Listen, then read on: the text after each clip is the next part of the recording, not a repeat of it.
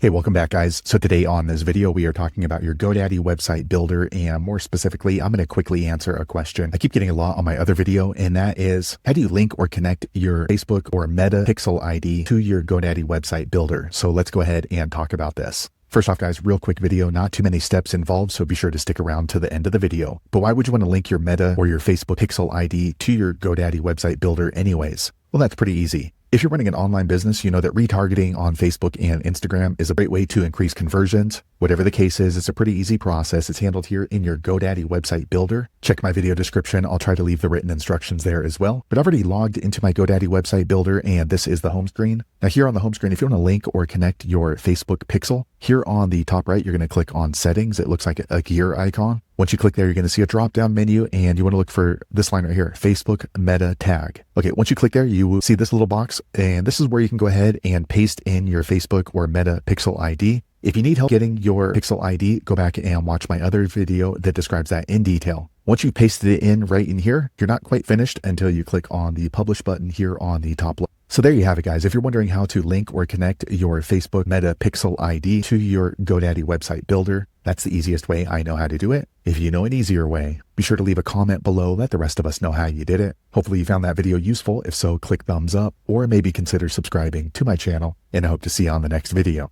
Thanks again for watching.